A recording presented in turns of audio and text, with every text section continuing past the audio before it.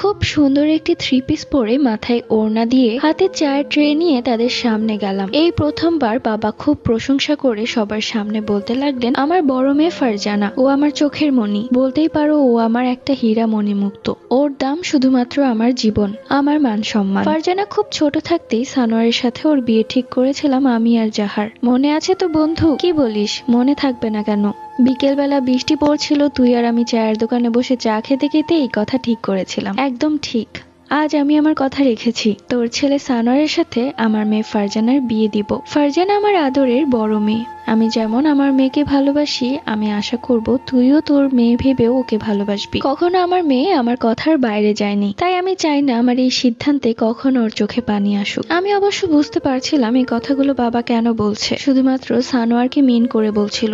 এটাই বোঝানোর চেষ্টা করছিল যে সানোয়ার যাতে কখনোই আমাকে না কাঁদায়। সবাইকে সালাম দিয়ে চা খেতে দিলাম। বাবার এই কথাগুলো মনে হচ্ছে সানোয়ার কোনোভাবেই হজম করতে পারেনি। ওর হাত কাঁপছিল রাগে। মনে হচ্ছে ও এই বিয়েতে রাজি না, ওর বাবার কথা রাখতে এসেছে।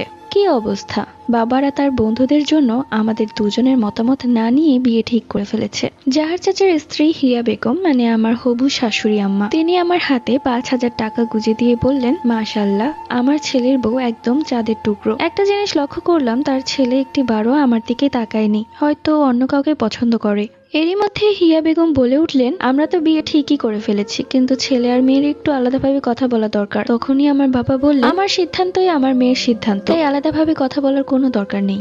এতে সানোয়ার আরো বেশি ক্ষেপে গেল, কিন্তু কিছুই বলতে পারলো না, শুধু রাগে ফুসফুস করছিল। বাবা কেন যে এই বদমেজাজি ছেলের সাথে আমার বিয়ে দিচ্ছে সেটাই বুঝতে পারছি না। এই ছেলে এতটা রাগী, ওর সাথে আমি কিভাবে মানিয়ে নিব? এভাবে সংসার করে সারাটা জীবন কাটাবো। অবশেষে সানোয়ারের সাথে আমার বিয়েটা হয়ে গেল। এই কয়েকদিনের মধ্যে সানোয়ারের সাথে একটি বারও আমার কথা হয়নি, কিন্তু হ্যাঁ, আমার শাশুড়ি আম্মা আমার ফোনে কল দিয়েছিল এবং আমার সাথে কথা বলেছিল। বিয়ের রাতে বাসর ঘরে বউ সেজে ঘোমটা দিয়ে বসে আছি। রাত 12:30 বেজে গেছে, অথচ তার আসার কোনো নাম নেই। আজ কয়েকটা দিন যাবৎ আমি অনেক বেশি ক্লান্ত, রাতে ভালো মতো ঘুমাতেই পারিনি।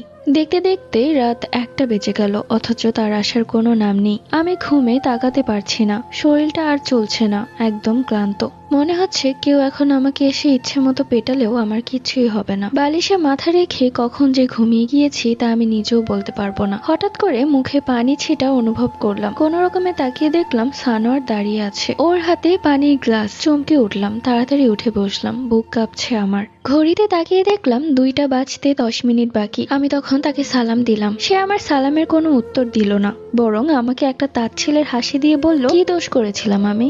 কেন আমার গলায় ঝুলে পড়লে? পার্ট 3 লাগবে, কমেন্ট করে জানাও।